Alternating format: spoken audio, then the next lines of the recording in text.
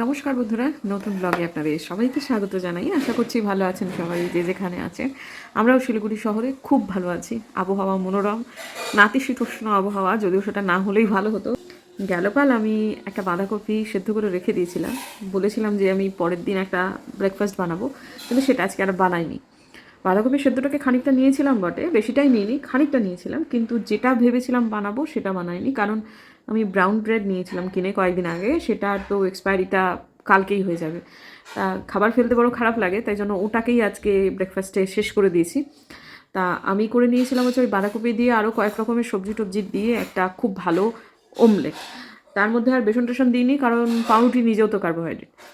তা সব মিলিয়ে মিশিয়ে খুব ফিলিং একটা ব্রেকফাস্ট হয়েছে, কিন্তু যেটা ভেবেছিলাম করব সেইটা করিনি, যদিও সেদ্ধ বাঁধাকপি এখনও রয়েছে। আর এই যে মিনামাসি একটু আগে ঢুকলো, এবার মিনামাসিকে আমি বলবো যে ছানাটা ভালো করে কাটিয়ে রেখে দাও। পনিরের মতো করে জমাটটা বাঁধলেও হবে, কারণ সেটা ওই ধরুন ভেঙেই আমাকে কাজটা করতে হবে। ছানাটা কাটিয়ে রেখে দিলে আমার পক্ষে একটু সুবিধাজনক হয়ে যাবে, তা সেটাই বলবো। তো আজকে আমাকে হয়তো বা বেরোতে হবে, কারণ রেড বেল পেপার, তারপর ইয়েলো বেল পেপার শেষ হয়ে গেছে। সুভাষপল্লী বাজার থেকেই পাওয়া যায়, কিন্তু মার্কেটে গেলে আর একটু ভালো পাওয়া যায়। কিন্তু ঠিক আছে, এই দুটোর জন্য আর মার্কেট যাওয়ার দরকার নেই, বাড়ির সামনেই বাজার, সেখান থেকে টুকটুক করে গিয়ে কিনে আনবো। তাছাড়াও টুকিটাকি আরও কয়েকটা জিনিস আমার লাগবে, সেসবগুলোর জন্যও বেরোবো। তো আপাতত দিন শুরু হলো খুব ভালো ব্রেকফাস্ট দিয়ে। সকালবেলা উঠে এখনও পর্যন্ত আমার 1.5 লিটার জল খাওয়া কমপ্লিট হয়ে গেছে। এখন এটাই হয়ে গেছে যে অভ্যেস হয়ে গেছে, যেহেতু সকালে উঠেই বুকটা একদম শুকিয়ে যায়, মানে কখন আগে জল খাবো তার উপরে মানে মনে হয় তারপর যেন প্রাণের উপর প্রাণ এলো।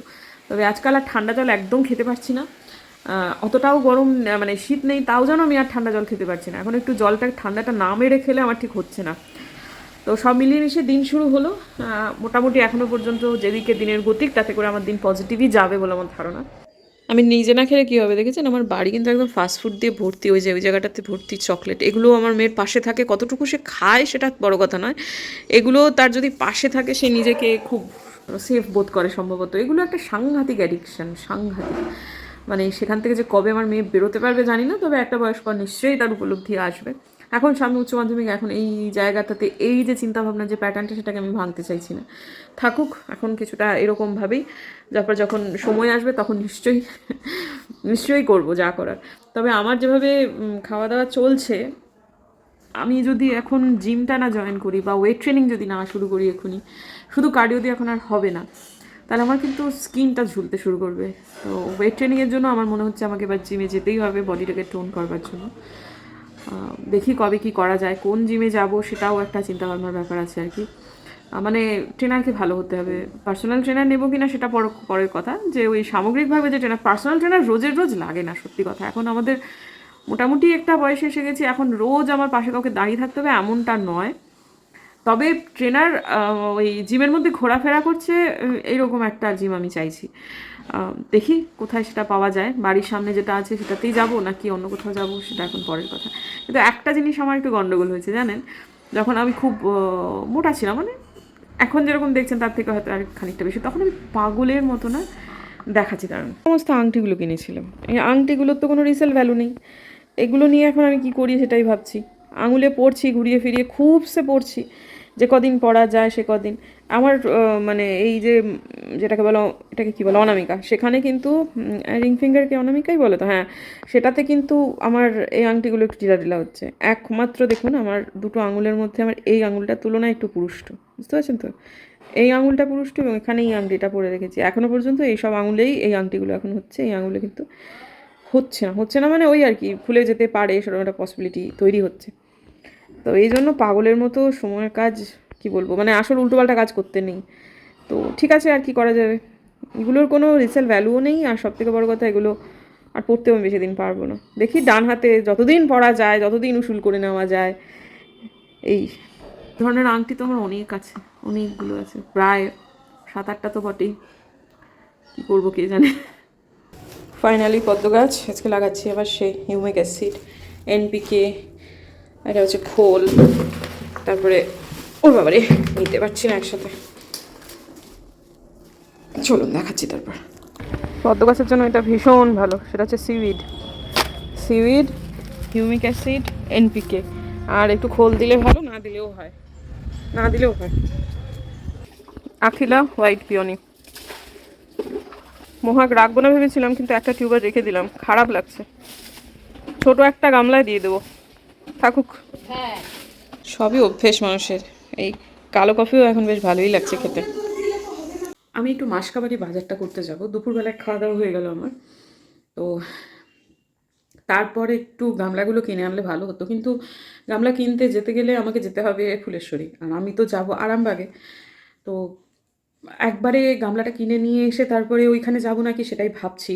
জানেন, এই দুপুরবেলা ভাত খাওয়ার পরে মানে খুব ঘুম পায়, এইটাকে একটুখানি ওভারকাম করতে হবে। সত্যি কথা, ঘুম পায়, মানে অনেক সকালবেলা উঠি, তামঝাম করি, মানে শুয়ে পড়ি প্রত্যেক দিনই, যে ঘুমাই এমন নয়, একটু চোখ লেগে যায়, হয়তো তন্দ্রা খানিকটা আসে, তাও হয়তো 45 মিনিট, আধ ঘন্টা 45 মিনিট, কিন্তু সেটুকু হলে যেন খুব ভালো হয়। তো আজকে সেইটাকে একটুখানি, সেটার ঊর্ধ্বে একটু উঠতে চাই, যার ফলে আমি এখনই ভাবছি বেরিয়ে যাব। দুটো সম্পূর্ণ বিপরীত দুই মুখে, তো আপাতত আমি একটা একটা করে করি, মশকাবাড়িটা করি আগে, তারপর দেখা যাক। এই জায়গাটা ভালোই করছে বটে, ভালোই করছে। ভাত খেয়ে ঘুমোনোটা দুপুরবেলায় তো অন্তত একেবারেই অনুচিত, অন্তত মেদবাহুল্য যাদের আছে তাদের জন্য। আজকে আমি কিন্তু বেশ একটা মস্ত বড় কাজ করে ফেললাম, জানেন তো। সেটা হচ্ছে, আমার মাথায় প্রথম থেকে যেটা চলছিল সেটা হচ্ছে যে আমি এখান থেকে আরামবাগে যাব, এখান থেকে বাঘাযতীন পার্ক 1 কিলোমিটার মতো আমার বাড়ি থেকে। তারপর সেইখান থেকে ফুলেশ্বরী ওইখানে যদি আমি হেঁটে যাই তাহলে সেটা 5.5 কিলোমিটার। এতটা রাস্তা আমি হেঁটে যাব? মাথায় মানে এটাই ঘুরছিল যে আগে ছোট ছোট স্টেপ ফেলি। আরামবাগে চলে গেলাম, চলে যাওয়ার পর কিনে নেওয়ার পর এই যে এই রাস্তাটা সোজা যদি চলে যাই তাহলে কিন্তু বাড়ি পৌঁছে যাব। প্রথমে ভেবেছিলাম যে ঠিক আছে, আমি আরামবাগে তো যাই, তারপর না হয় আমি ওখানে যাবো কি যাবো না সে ডিসিশন নেব। কিন্তু দেখুন, আমি বেঁকে গেলাম, বেঁকে গিয়ে টুকটুক করে এক পা করে হাঁটতে হাঁটতে আমি কিন্তু ঠিক পৌঁছে গেলাম যে এই জায়গাটায় আমি যাব মনে করেছিলাম। শুধু যে পৌঁছলাম তা না, বেশ অনেকটা ঘুর পথেই পৌঁছলাম। মানে আমি বেশ কয়েকটা গলি, সেই গলিটা দেখি তো এটা কোন দিকে যায়, বলে যে সোজা রাস্তা যেটাতে আমার দেখাচ্ছিল 5.5, সেটা কিন্তু অনেকটাই বেশি হয়ে গেল। এবং আমার কোনো রকম অসুবিধা হলো না। যখন আমি বেরোচ্ছিলাম তখন মনে হচ্ছিল পারবো না, কারণ প্রথমেই না পাহাড় কল্পনা করে নিতে নেই যে আমাকে ওই পাহাড়ের চূড়োটায় উঠতে হবে। তাহলে যেটা হবে যে মাথা একদম কাজ করা বন্ধ করে দেবে, অনেক আগে একটা ক্লান্তি চলে আসবে। কিন্তু ঠিক আছে, আমি এই ছোট্ট টিলাটা তো পেরোই, তারপর দেখা যাক তারপরেরটা, আচ্ছা ওইটুকু তো পেরোই, তারপর দেখা যাক। এই করতে করতে কিন্তু দিব্যি গন্তব্যে পৌঁছে যাওয়া যায়, এবং তাতে তেমন কোনো অসুবিধাও হয় না। আর শিলিগুড়ি শহর যে কী পরিমাণ বদলে গেছে, এই রাস্তাগুলোকে এতদিন পর আমি এলাম, আমি চিনতে পারছি না। ফ্ল্যাটে ফ্ল্যাটে এত সুন্দর হয়ে গেছে, কিছুদিন আগে পর্যন্ত এগুলো কিছু ছিলই না। আমি এই রাস্তাটা তো প্রথমে বুঝতেই পারছিলাম না, আমি কি ভুল রাস্তায় এলাম। তারপরে দেখছি যে হ্যাঁ এইটাই তো, এটা হতে নেতাজি বয়েজ হাই স্কুল। বিশ্বাস করবেন বন্ধুরা, আগে ওগুলো না ছিলই না, জানেন তো, ফাঁকা ছিল বা এত ঝাঁচকচকে ছিল না। আর স্কুলটাকে কি সুন্দর করেছে। আর যে কোনো শহর পায়ে হেঁটে না দেখলে সেটা ঠিকঠাক বোঝা যায় না। আজকে যে এই হাঁটাটা আমার জন্য কি ভালো ছিল সেটা আমি আপনাদের বলে বোঝাতে পারবো না। এই যে দেখুন, এই রাস্তাটা হচ্ছে সেটা ওই কুমকুম মুখোপাধ্যায়ের বাড়ি, মানে কুমকুম ম্যামের বাড়ি। আমি এই যে গলিটা, এই গলিটা দিয়েই এর আগের দিন এসেছিলাম। এই যে সোজা রাস্তাটা গিয়ে জেলখানায় ধাক্কা মারে, আর যে আমার বাঁ দিকে যে বাড়িটা, সেই বাড়িটা হচ্ছে অশোক ভট্টাচার্যের বাড়ি, একদা তিনি মন্ত্রী ছিলেন। আর তারপর এই হাঁটতে হাঁটতে হঠাৎ করে একটা দোকানে ঢুকে পড়লাম। বহুদিনের পুরনো একটা কাজ পড়ে রয়েছে, সেই কাজটা কি সুন্দর সমাধান হয়ে গেল। এবং উল্টো দিকে দেখছি এই জায়গাটা হচ্ছে ফুলেশ্বরী ব্রিজ। ফুলেশ্বরী নদীটা একরকম নালা হয়ে গেছে, এবং সেটা এতটাই নিচু ছিল। এবং মানে এই জায়গাটা অ্যাকচুয়ালি, মানে এখানে ফ্ল্যাট কেনা, ফ্ল্যাট এসবগুলো আমার বিয়ের পর পর আমি এসে দেখেছিলাম, এখানে লোকে ভাবতে পারতো না। সেখানে তো ফ্ল্যাট ট্যাট হচ্ছে, একটা কি দুর্দান্ত হচ্ছে রেস্টুরেন্ট, ক্যাফে, মানে এবং সেটা বেশ ভালো চলছেও। মানে কি পরিমাণ বদলে যাচ্ছে শহরটা। আর এই যে দেখুন, এই হেঁটে এলাম জন্য এই যে একটা কালী মন্দির, আমার বিয়ের পর থেকে দেখে আসছি এখানে একটা কালী মন্দির আছে। বহুবার ভেবেছি এখানটাতে আসবো আসবো আসবো, কোনো দিন আসা হয়নি। আজকে পায়ে হেঁটে যখন আসছি তেমন সে অর্থে ওটা তাড়া নেই, আমার মনে হলো একটুখানি মন্দিরে যাই। মন্দিরে গেলাম, মায়ের দর্শন হলো, প্রণাম করলাম, পাশে শিবের মন্দির আছে, সেটা দেখলাম, সব মিলিয়ে মিশিয়ে খুব ভালো লাগলো। তারপর এখান থেকে ফুলেশ্বরী খুব একটা বেশি দূর নয়, এইখানে এই মন্দিরটা কিন্তু খুব পপুলার একটা মন্দির, বরং বলা যেতে পারে ওখানে কয়েকজন মিলে ওই চণ্ডী মণ্ডপের একটা ইয়ে ছিল না, আমাদের একটা কনসেপ্ট ছিল যখন আমরা সাহিত্যের ছাত্র, আমরা তো জানি। তা এখানে অনেকটা ওই হালফিলে চণ্ডী মণ্ডপের একটা অবস্থান। এই যেটাকে জুম করে দেখালাম, আগের দিন টুপুরকে নিয়ে এসেছিলাম আমি এই রেস্টুরেন্টতেই খেতে, এবং এখানে বার্থডে পার্টি হচ্ছিল জন্য আমরা খেতে পারিনি, এটা রিভিউটা খুব ভালো ছিল। তার মানে ফুলেশ্বরী প্রায় চলে এসেছে, কিন্তু এই জায়গাটা একটা রেল গেট পেরোতে হয়। দেখুন দূর থেকে রেলের কিন্তু ওই রেল গেটটা বন্ধ, তার মানে একজন ট্রেন আসবে। তো এখানে যখন আমার এমনিতে তলা দিয়ে বহু মানুষ যাতায়াত করছে সাইকেল নিয়ে, বাইক নিয়েও দেখলাম একজন ডিং মারলো, তো আমার সেটা করতে ইচ্ছা হলো না।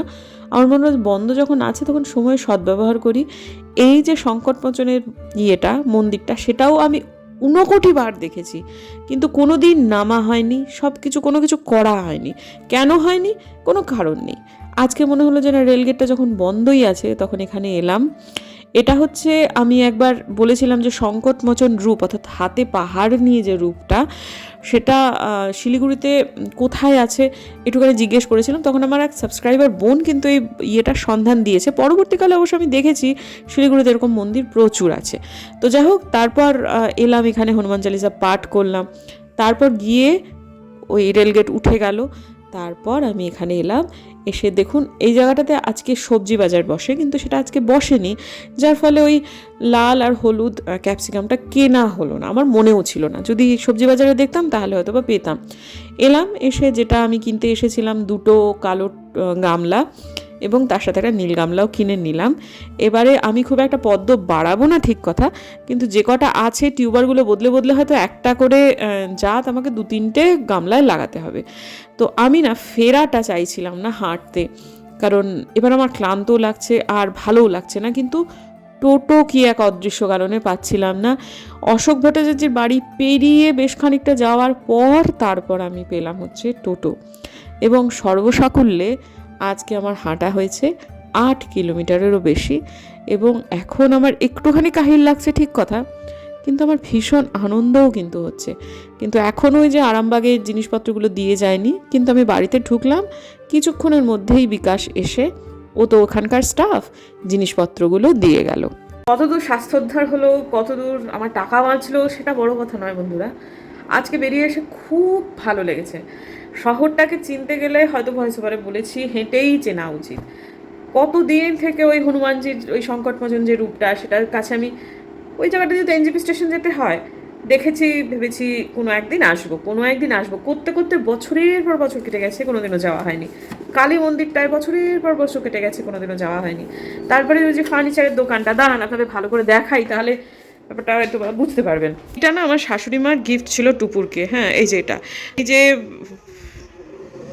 দরজাগুলো, এইগুলো না ভালো না, এগুলো ভালো না, মানে প্রথম থেকেই এটা ডিফেক্টিভ। দেখুন মজবুত, কিন্তু যত বাড়িতে এর উপর প্রচুর বই, আর বইয়ের প্রচণ্ড ওজন, 2টো করে র্যাক সমেত কিন্তু এটাতে বই রয়েছে। হ্যাঁ, তার মানে জিনিসটা যথেষ্ট মজবুত, কিন্তু দরজাগুলো যে কোনো কারণেই হোক সেটিংটা গন্ডগোল হয়েছে, বা আমরা ঠিকঠাক হ্যান্ডেল করতে পারছি না। একটা তো এখানে খুলে পড়ে রয়েছে, কারণ ওটা খুলে এসেছে, এই যে এটাতে খুলে এসেছে, সুতরাং ওটা লাগাতে পারিনি।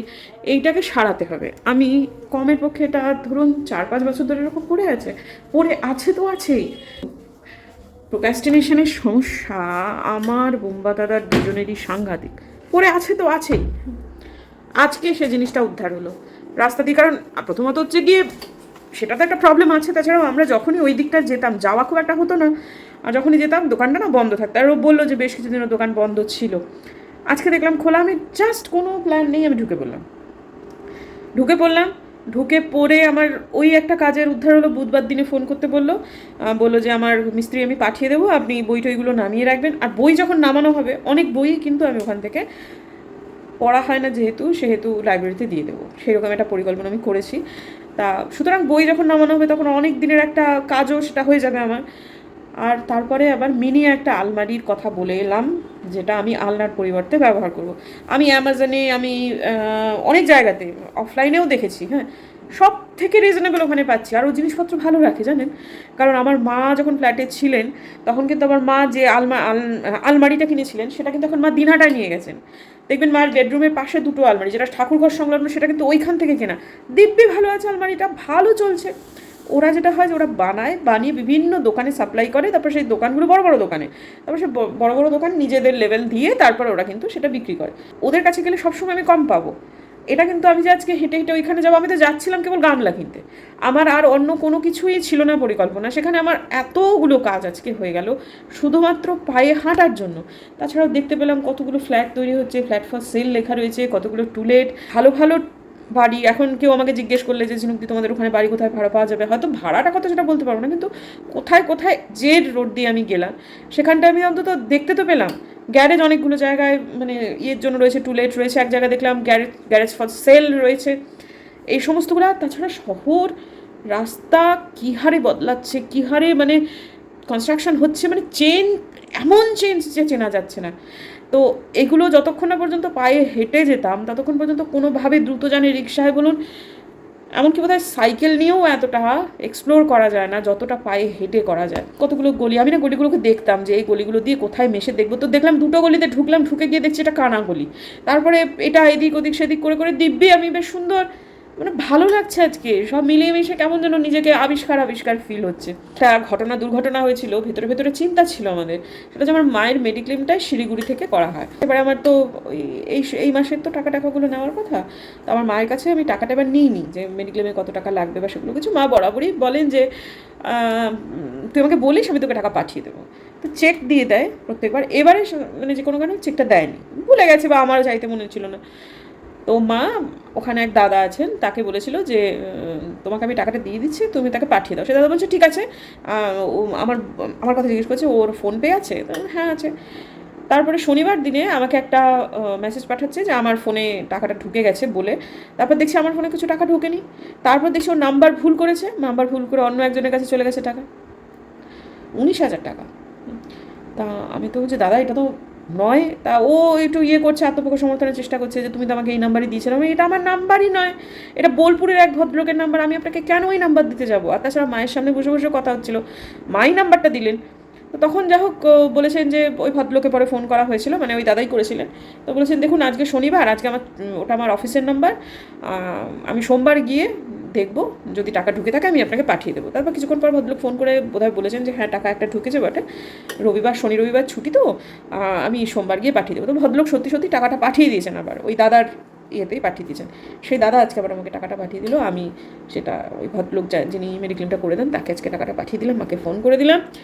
মানে বিশাল বড় রিলিফ মনে হচ্ছে সত্যি কথা। কারণ আমার মা ভাই পেনশনার, এই ছোটো ছোটো অ্যামাউন্টগুলো হলেও, মানে খুব ছোটো অ্যামাউন্ট মোটেই বলা যায় না, কিন্তু তাও যেটাই হোক এই অ্যামাউন্টগুলো ম্যাটার করে। আজকে আমি সেদিনই বলেছিলাম যে হনুমানজি এটা যদি আমার মায়ের মিটে যায় তাহলে আমি তোমাকে লাড্ডু দিয়ে পুজো দেবো, কালকেই মঙ্গলবার যাবো হনুমানজির কাছে দৌড়। আজকের দিনের ব্লগটাকে আমি এখানেই এন্ড করতে চাই বন্ধুরা। দেখা হচ্ছে বরং কালকে একটা নতুন ব্লগে। যদি আমার ভিডিও ভালো লাগে সাবস্ক্রাইব করবেন, কোথাও একটুও যদি রিলেট করতে পারেন তাহলে প্লিজ লাইক করবেন এবং শেয়ার করবেন সমমনস্ক বন্ধুদের সঙ্গে। দেখা হচ্ছে আগামীকাল একটা নতুন ব্লগে, ততক্ষণের জন্য টাটা।